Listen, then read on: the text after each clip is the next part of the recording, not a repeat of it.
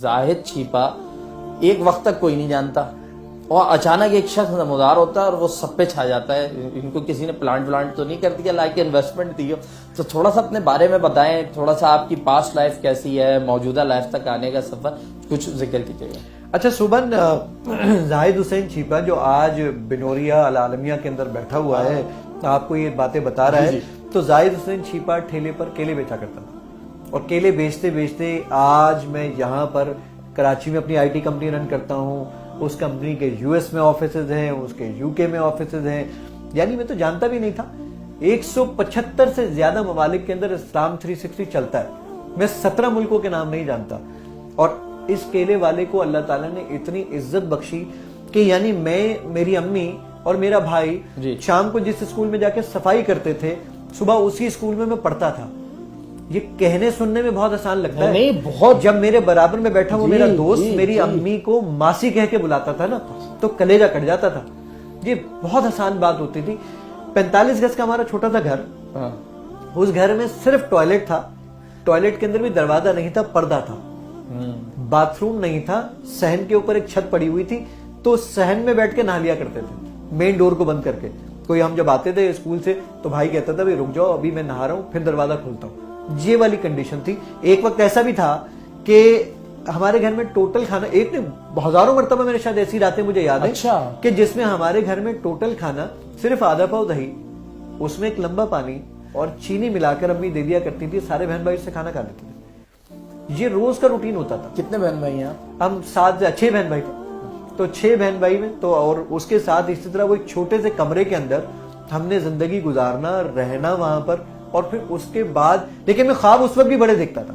ہاں, پیردادا قاسم صاحب کا شعر ہے جی کہ میں اس شخص کو زندوں میں کیا شمار کروں جو سوچتا بھی نہیں, خواب دیکھتا بھی نہیں. تو خواب دیکھنا بڑی چیز تھی. جب میں ٹھیلے پر کیلے بیچا کرتا تھا, میں اس وقت بھی سوچتا تھا کہ زاہد کی منزل یہ نہیں ہے. اور میں آج بھی یہ جملہ کہتا ہوں الحمدللہ, اور آپ کے پروگرام میں لائیو یہ کہہ رہا ہوں کہ زاہد کی منزل یہ نہیں ہے. زاہد نے بھی انشاءاللہ بہت آگے جانا انشاءاللہ. تو یہ سارے منازل انشاءاللہ طے کرنے مجھے 3 ملکوں سے آفر ہوئی. مجھے سعودی عرب سے آفر ہوئی, مجھے ناروے سے آفر ہوئی, مجھے جرمنی سے آفر ہوئی کہ جناب آپ یہاں.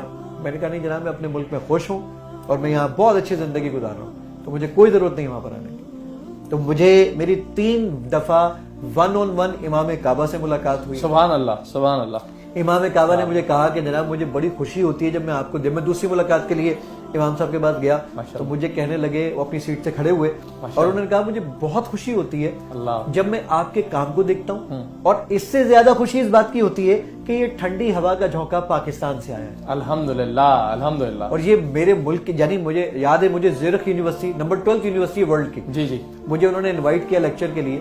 جب میں وہاں لیکچر کے لیے گیا تو میں سوچا کرتا تھا کہ یار میں صرف IBA کے باہر سے گزرتے ہوئے رونے لگ جاتا تھا کہ میں اب پڑھ نہیں سکتا. آج دنیا کی نمبر 12 یونیورسٹی نے مجھے لیکچر کے لیے انوائٹ کیا اور ایک کیلے والے کو انوائٹ کیا. تو الحمدللہ آج مجھے بھی بڑی خوشی ہے, میرے والدین بھی اس بات میں بہت خوش ہوتے ہیں. ابا بس ہمارے 3 مہینے پہلے چلے گئے. جی اللہ تعالیٰ ان کے درجات بلند فرمائے. زاہد بھائی یہ بڑا جگر چاہیے اس بات کا کہ جب آپ کچھ بن گئے اس وقت کا ذکر کرنے کے لیے کہ جب آپ کچھ بھی نہیں تھے. یہ حوصلہ کیسے پیدا کر لیتے ہیں؟ ایک بہت بڑی بات, کیونکہ ابا کا ذکر آ گیا ہے تو وہ آنکھیں نم ہو جاتی ہیں ابا کی بات کی بات. جی تو ایک بہت بڑی چیز کہ جو کہ ابا نے ایک وقت میں گٹر تک صاف کی. میں نے کہا نا کہ یہ بہت اچھا لگتا ہے صرف سننا نا. صحیح کہہ رہا ہے. جب ابا مجھے کہا کرتے تھے کہ مجھے سعودی پرنس نے ایوارڈ دیا, مطلب بن تھنیان نے, جب میں ریاض سے وہ ایوارڈ لے کر آیا تو ابا اس ایوارڈ کو لے کر انڈا بریڈ والے کو, دودھ والے کو, پرچون والے کو, سب کو دکھا کر آئے. میں نے ابا سے کہا یار سب کو دکھا رہے ہیں, عجیب سی شرم آ رہی ہے, آپ کیا کر رہے ہیں؟ ابا مجھے کہنے لگے تو نے ہمارا سینہ اتنا چوڑا کر دیا, اللہ تعالیٰ نے تجھ سے اتنا بڑا کام لے لیا ہے. تو جب ابو کی ڈیتھ ہوئی تو ایک صاحب نے, میں نے کچھ ایک آرٹیکل لکھا ابا پہ, تو ایک صاحب نے نیچے کمنٹ میں لکھا کہ جب تمہارے ابا وہاں انشاءاللہ جب جنت میں پہنچے ہوں گے تو فرشتوں نے یہ تعارف کروایا ہوگا کہ یہ زاہد حسین چھیپا جو اسلام 360 والے ان کے والد.